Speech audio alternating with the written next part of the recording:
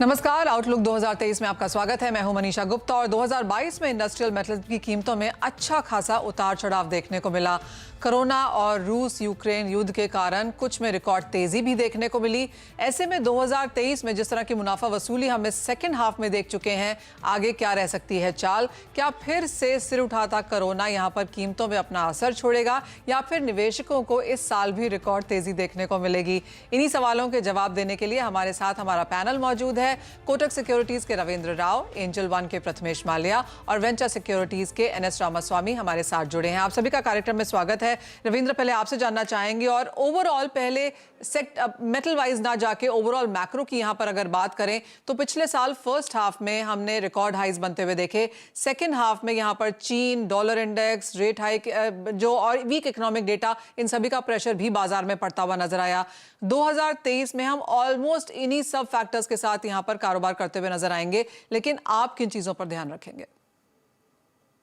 Good afternoon Manisha. बिल्कुल, मेरे हिसाब से आपने राइटली पॉइंट आउट किया कि जो फर्स्ट हाफ था, I think that was very good for commodities.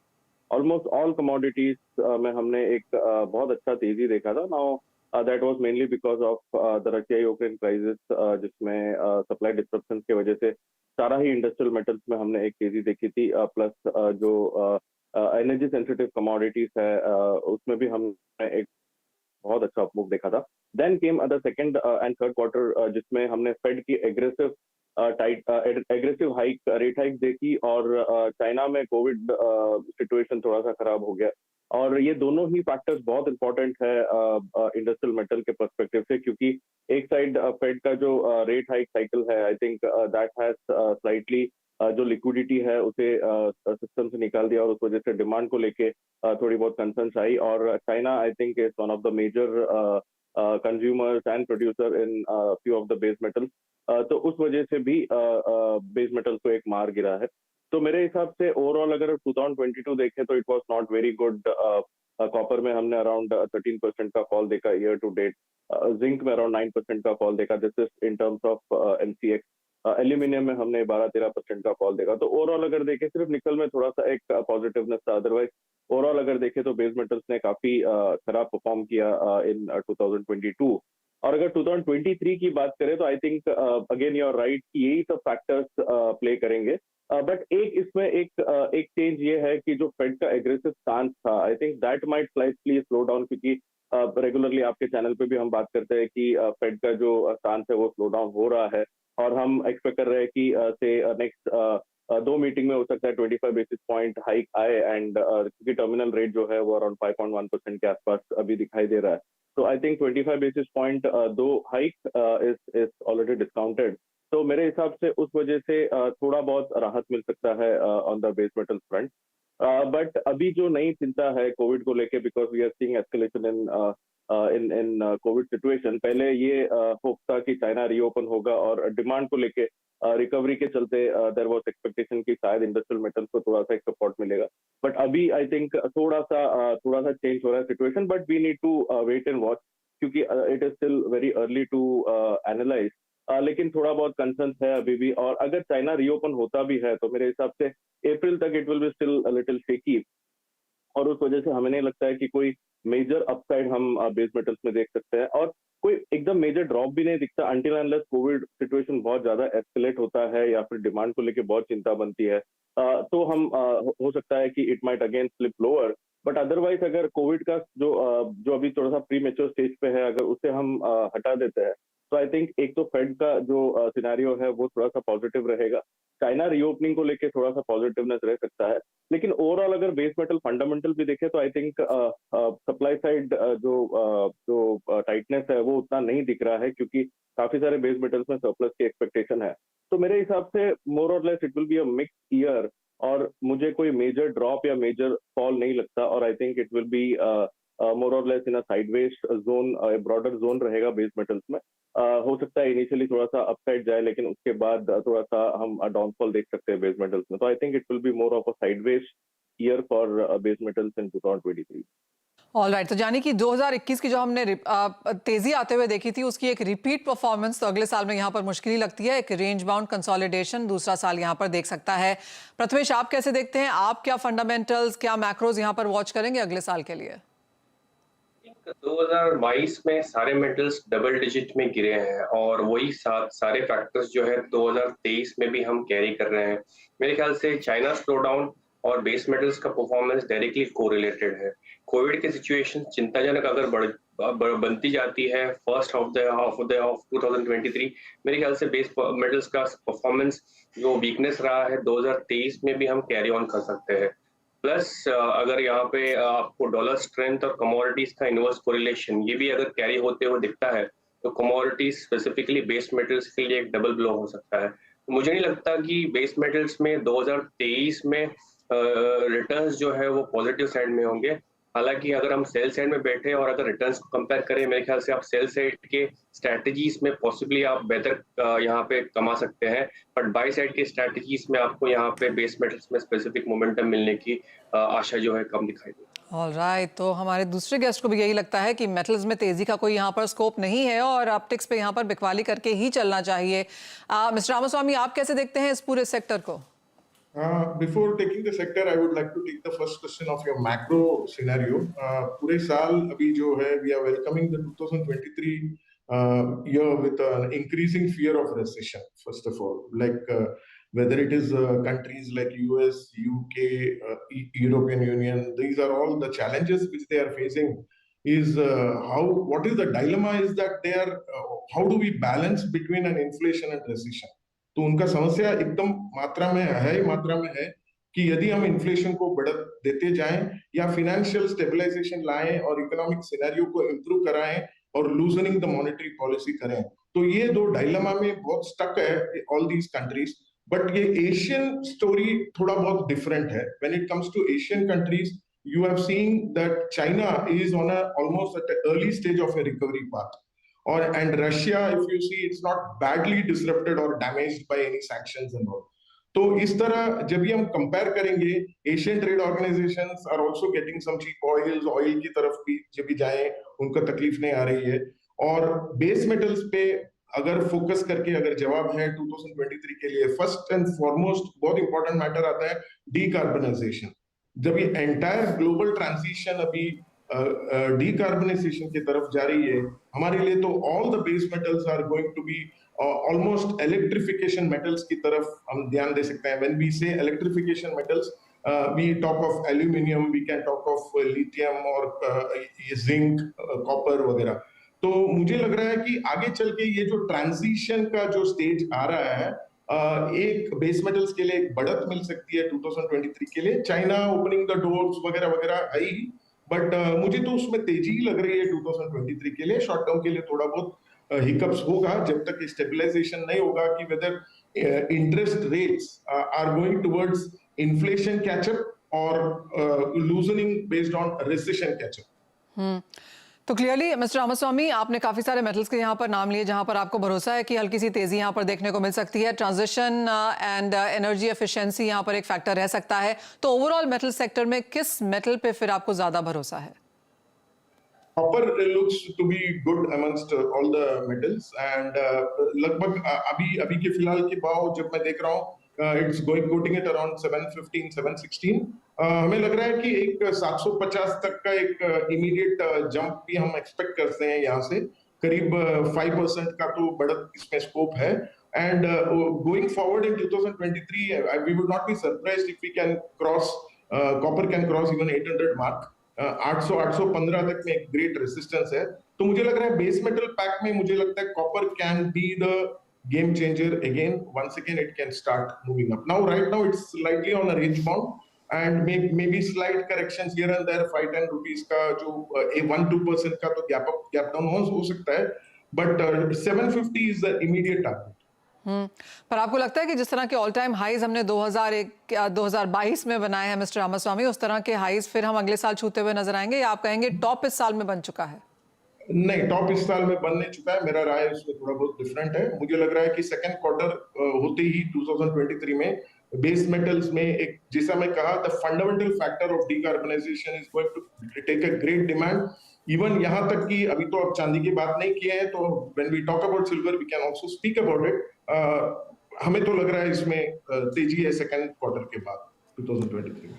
Alright, यानी कि सेकंड हाफ अगले साल में यहाँ पर तेजी बरकरार आ सकती है और कुछ सपोर्ट हम यहाँ पर मेटल्स में, स्पेशली एनर्जी ट्रांजिशन मेटल्स में यहाँ पर आता हुआ देखेंगे। प्रथमेश, आप अगर कोई एक मेटल यहाँ पर चूज करना चाहें टॉप ट्रेड के हिसाब से 2023 के लिए, तो क्या होगा? आई थिंक मेरे ख्याल से एल्यूमिनियम जो है ऑटोमोबाइल इंडस्ट्री में काफी हैवी यूसेज है, और जैसे वेंचुरा की तरफ से बात हुई कि इलेक्ट्रिफिकेशन ऑफ मेटल्स जो है वो स्पेसिफिकली एल्यूमिनियम और जिंक के दो मेटल को ज्यादा फेवर करता है, स्पेसिफिकली निकल भी। पर यहाँ पे एल्यूमिनियम मेरे ख्याल से टॉप पिक में यहाँ पे रखना चाहूंगा, और मेरे ख्याल से अगर अपसाइड इस कमोडिटी में आती है तो 250 तक के आसपास इस कमोडिटी में हम उछाल दे सकते हैं। मेरे ख्याल से टॉप पिक अगर एक कमोडिटी को चूज करना है वो रहेगी एल्यूमिनियम। ओके, एंड आप कैसे देखते हैं इसको रविंद्र, पूरे ओवरऑल मेटल पैक को? अगर आपको कोई एक टॉप ट्रेड यहाँ पर चूज करना हो तो वो क्या होगा और क्यों होगा? आई थिंक हमारे हिसाब से भी ग्रीन एनर्जी और रिन्यूएबल एनर्जी जो है वो प्ले करेगा इंडस्ट्रियल मेटल्स के परफॉर्मेंस में। और अगर इसे हम कंसिडर करते हैं तो I would bet on copper and aluminium, क्योंकि दोनों ही मेटल्स अभी हाई से काफी नीचे आए हैं। My only concern would be जो रिसेशनरी फियर्स है, but looking at the US GDP numbers which was release yesterday, लगता है कि शायद we might miss, but still I think recessionary fears है, और रिसेशनरी फियर्स के चलते इकोनॉमिकल सेंसिटिव कमोडिटीज जो है वो थोड़े से परफॉर्म नहीं कर सकते हैं, तो वो एक कंसर्न रहेगा आगे जाके। बट अगर if you ask me to pick any two commodity, I would pick copper and aluminium. Copper में हो सकता है कि on the upper bound we are expecting somewhere around 810 level, जो कि पॉसिबल है ऑन एमसीएक्स। और एल्यूमिनियम की बात करें तो एल्यूमिनियम में आई थिंक अराउंड से 260 270 तक के अपर बाउंड पॉसिबल है। तो मेरे हिसाब से अगर ओवरऑल पैक में अगर कंसिडर करें तो ये दो कमोडिटी है। जिंक में अगर कोई एनर्जी क्राइसिस फिर से शुरू होता है तो zinc might again perform, but I think that will be very, very uncertain. But if we take the upper side of zinc, I'm expecting zinc might somewhere go around 310 to 320. Alright, तो यानी कि copper aluminium में यहाँ पर तेजी बरकरार रह सकती है। जिंक एक थर्ड मेटल के हिसाब से यहाँ पर उभरता हुआ नजर आया है। खरीदारी यहाँ पर सेकंड क्वार्टर या सेकंड हाफ में आपको देखने को मिलेगी मेटल्स को। ये तो टॉप ट्रेड्स हैं हमारे सभी गेस्ट की तरफ से, लेकिन इसी के साथ एक ब्रेक के लिए रुकेंगे। जब लौटेंगे तो वो पॉइंट्स डिस्कस करेंगे जो यहाँ पर एक वाइल्ड कार्ड या फिर एक अनसर्टेनिटी के तौर पर उभर सकते हैं। उनसे आप कैसे डील करें, बताएंगे आपको। आपका स्वागत है। हम देख रहे हैं आउटलुक 2023 और हमारा फोकस यहाँ पर टोटली मेटल्स पे है। रविंद्र, ये सवाल आपसे है, क्योंकि हम बार बार ये सोचते हैं कि जब चीन यहाँ पर बाजार में वापस आ जाएगा तो उनकी मांग बढ़ेगी और वो मेटल्स के लिए एक बहुत सपोर्टिव फैक्टर रह सकता है। लेकिन जब चीन बाजार में आएगा तो वो कंजम्पशन तो बढ़ाएंगे लेकिन प्रोडक्शन भी तो बढ़ाएंगे। क्या बाजार उसको as a cross out factor देख रहा है? लेकिन मनीषा, आई थिंक काफी सारे बेस मेटल्स में चाइना जो है वो प्रोड्यूसर भी है, one of the biggest producer भी है और कंज्यूमर भी है, तो वो एक फैक्टर है। और अगर चाइना का if we take out China out of the proportion, even अभी भी मेरे हिसाब से काफी सारे कमोडिटीज मेटल्स है जिसमें अभी भी सरप्लस है। अगर हम निकल की बात करें तो निकल में जो स्टडी ग्रुप है उन्होंने निकल का सरप्लस 2023 में they have increased their projection. Zinc में भी एक्सपेक्टेड है कि it might turn into surplus. तो मेरे हिसाब से अभी भी अगर हम करंट सिनेरियो भी देखें तो it is the demand supply balance अभी भी थोड़ा सा बेरिश साइड की तरफ इंडिकेट कर रहा है। बट यस, अगर चाइना रीओपन होता है तो वो एक sentimentally I think it will give a boost. उसके बाद I think once China reopen, उसके बाद we have to again see की how the demand and supply pans out, and then we can come to a conclusion. लेकिन मेरे हिसाब से you are correct, overall scenario अगर देखें तो अभी भी काफी सारे मेटल्स में सरप्लस दिखाई दे रहा है और चाइना ओपन होने के बाद वो बढ़ सकता है। तो I think that's why I am not very bullish on the entire metal sector. और मुझे लगता है कि it might stay in sideways. Prathamesh, जो दूसरा बड़ा फैक्टर बाजार में है वो स्लो डाउन को लेकर है, रिसेशन फियर्स को लेकर है। क्या वो एक फैक्टर हम ऑलरेडी बाजार में फैक्टर इन कर चुके हैं, या फिर आपको लगता है कि अगले साल की शुरुआत इसी लिहाज से ऑन द वीकर साइड होगी? और दूसरी बड़ी बात ये कि जिस तरह से हम देखते हैं कि साल खत्म होता है, नया साल शुरू होता है, जनवरी के पहले 14 दिन यहाँ पर यूजली रीएलोकेशन में जाते हैं, वेटेजेस के हिसाब से जाते हैं कि किस कमोडिटी या किस एसेट क्लास को कितना पैसा एलोकेट हो रहा है। क्या हम उसका इंतजार करेंगे? थिंक मैं यहाँ पे दो पार्ट में आंसर करना चाहूंगा। अगर रीएलोकेशन की बात है तो कोई भी मेटल्स का परफॉर्मेंस 2022 में अच्छा नहीं रहा है। सबसे अच्छा परफॉर्मेंस नेचुरल गैस और क्रूड इस दो कमोडिटी में रही है, बट ये दो कमोडिटी क्लियरली सप्लाई और demand imbalance, specifically with regards to Russia और वहाँ के ट्रांसपोर्ट और पाइपलाइंस के थ्रू ये डिस्टर्बेंसेस क्रिएट हो गई है, जहाँ पे अगेन क्रूड में डाइवर्जेंस है और नेचुरल गैस में भी अगेन डाइवर्जेंस है। सो अगर आप स्पेसिफिकली सारे फैक्टर्स को गोल मिलाकर देखें और यहाँ पे एनालाइज करें आगे के फोरकास्ट के लिए, मेरे ख्याल से मेटल्स का परफॉर्मेंस 2023 में उतना खास रहने की उम्मीद नहीं कर सकते। क्लियरली रिसेशनरी फैक्टर्स जो है 2023 में अगेन आपको हर क्वार्टर में पॉसिबल स्लो डाउन आपको देखने को मिल सकता है, और प्लस इंटरेस्ट रेट हाइक्स अगर ऐसे ही कंटिन्यूसली चलते रहे, मेरे ख्याल से एक पॉसिबल हेडविंड्स आपको सारे मेटल्स पे देखने को मिल सकता है। 2023 मेटल्स के लिए अगेन रिटर्न्स पर्सपेक्टिव से अच्छा नहीं होने की पॉसिबिलिटी ज्यादा दिखाई दे। ओके, एंड मिस्टर रामास्वामी, आप कैसे देखते हैं इंटरनेशनल क्यूज यहाँ पे, क्योंकि रशिया यूक्रेन वॉर अब भी यहाँ पर जारी है, स्ट्रेस बाजार को स्लो डाउन से भी यहाँ पर उभरता हुआ नजर आ रहा है, और जैसे बात की गई कि सरप्लसेस यहाँ पर अभी भी कमोडिटीज में देखने को मिल सकते हैं। अगर आप सबने यहाँ पर टॉप ट्रेड्स की तो बात करी कि अगर एक बेहतरीन परफॉर्मेंस आएगा तो वो इन मेटल्स में आ सकता है, अगर एक श्योर शॉट यहाँ पर करना हो किसी मेटल में तो वो कौन सा होगा? मैं दोबारा I would stick my neck towards copper. The reason being, यदि हम देखें, आपने पहले प्रश्न रविंद्र जी से पूछा था कि सप्लाई भी तो प्रॉब्लम हो सकती है, यदि चाइना रीओपन हो जाएगा तो वहां पर तो बहुत सारा सप्लाई आ जाएगा। तो बेसिकली स्ट्रक्चरल डेफिसिट वाला जो सिचुएशन है, जो सप्लाई डिमांड गैप जो है, ये supply demand gap, for example copper की तरफ देखेंगे तो 25 million metric ton is the demand, और प्रोडक्शन की तरफ यदि आप देखेंगे, mine production, the entire 40% of the global production is on the Latin American countries.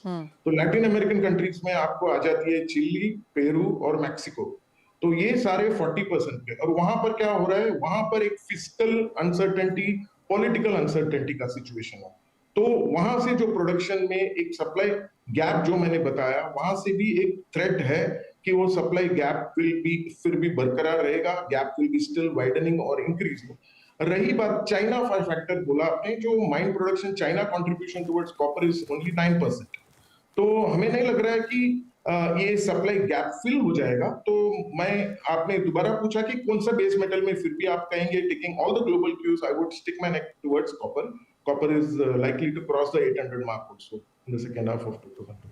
Alright, तो एक बड़ी रेंज यहाँ पर जरूर रह सकती है, लेकिन जैसे सभी वहाँ पर बार बार कह रहे हैं कि बिकवाली करके ही यहाँ पर काम करना चाहिए। प्रथमेश, ये सवाल आपसे है, हमने देखा एवरग्रांडे जो चाइना की कंपनी है, जिस तरह की कंसर्न्स वहाँ पर हुई, वो भी एक बड़ा रीजन था काफी सारे मेटल्स गिरने का, लेकिन अब सुनने में आ रहा है कि एवरग्रांडे यहाँ पर 640 प्रोजेक्ट्स जो कि बेचे जा चुके हैं लेकिन डिलीवर नहीं किए गए हैं, उन पर अब यहाँ पर फिर से बात करेगा। इसके अलावा बाजार को अब ये भी लगता है कि थोड़ा सा यहाँ पर चेंजिंग ऑफ मैप रह सकता है, क्योंकि इंफ्रा डिमांड हम यूरोप से भी आता हुआ देखेंगे, एशियन कंट्रीज, यूएस से भी यहाँ पर शायद बरकरार रह सकती है, तो मेटल की डिमांड थोड़ी सी यहाँ पर फ्रैगमेंट होती हुई नजर आएगी, चाइना में सेंटर नहीं रहेगी शायद। आप कैसे रीड करते हैं इस डिबेट को? आई थिंक क्लियरली आपने जितने भी फैक्टर्स बताए, वहां पे अगर आप चाइना को साइडलाइन भी करें तो चाइना को साइडलाइन नहीं किया जा सकता, despite China being leveraged highly on their balance sheets. जो भी वहां पे कंस्ट्रक्शन कंपनीज है, हालांकि उनके प्रोजेक्ट्स डिलीवर नहीं हो रहे हैं, बट चाइना का जो मेटल का डिमांड और बैलेंस इक्वेशन है, अगर आप उसको अगर आउटलाइन कर देते हैं तो मेटल्स में जो प्राइस वोलेटिलिटी है वो खत्म हो जाएगी। सो चाइना क्रिटिकल फैक्टर है सारे बेस मेटल्स के लिए। अगर आप चाइना को इक्वेशन में से आउट करते हैं तो जो वोलेटिलिटी है वो निकल जा सकती है। तो स्पेसिफिकली चाइना का इंक्लूजन, चाइना के कंप्लीशन ऑफ प्रोजेक्ट्स, चाइना की तरफ से स्लो डाउन, चाइना की तरफ से जितने भी एक्टिविटीज होते हैं वो सारे मेटल्स को इफेक्ट करते हैं। So yes, you cannot really sideline China. It will all go hand in hand with all the other factors that is happening. All right, point taken. एक फाइनल सवाल रविंद्र आपसे यहाँ पर है। क्लियरली बाजार थोड़ी सी अनसर्टिनिटी में हमने यहाँ पर जाता हुआ देखा है। इंडियन मार्केट्स में एक बजट भी है, क्या उसका कोई impact metal as a sector watch करेगा? हाँ, मुझे नहीं लगता मनीषा, क्योंकि आई थिंक ग्लोबल इकोनॉमी में इतने सारे फैक्टर्स है कि बजट के ऊपर आई डोंट थिंक कि मेजर कोई इम्पैक्ट आएगा। और वैसे भी हम देखते हैं कि इंडियन साइड से जो भी फंडामेंटल्स आते हैं वो ग्लोबली मेटल्स पे उतना इम्पैक्ट नहीं करता है ऑन द प्राइस फ्रंट। तो मेरे हिसाब से उसका उतना इम्पैक्ट नहीं होगा। I think the major theme would be recessionary concerns, और जो चाइना रीओपनिंग स्टोरी जो है उसे ट्रेडर्स क्लोजली वॉच करेंगे, and I think entire 2023 will be dependent on. All right, यानी कि चीन से बड़ा कुछ नहीं है। और जहां तक मेटल्स की बात होती है, क्लियरली चीन के आप आगे देख भी नहीं सकते। काफी सारे उभरते फैक्टर्स हैं, लेकिन चाइना यहाँ पे सबसे बड़ा रहने वाला है। हमारे एक्सपर्ट्स की राय है 2023 मेटल्स के लिहाज से बहुत बड़ा नहीं होने वाला। तो अगर आपकी कोई भी स्ट्रैटेजीज, पोर्टफोलियो एलोकेशंस आप अगले साल के लिए कर रहे हैं, तो वो चीज यहाँ पर जरूर मद्देनजर रखें। 3 मेटल्स हमारे गेस्ट ने कहा है कि आप नजर रखें, वो है copper, aluminium and zinc, in that order. और आगे जाते हुए recession, interest rates, US dollar, इन सब की क्या मूव्स है, इसका भी बाजार पे काफी भारी असर रह सकता है। इसी के साथ शो समेटने का भी समय है। बहुत शुक्रिया रविंद्र, प्रथमेश, मिस्टर रामास्वामी, आप सभी का हमारे साथ आज जुड़ने के लिए। इसी के साथ मुझे भी दीजिए इजाजत। आप बने रहिए CNBC आवाज पर।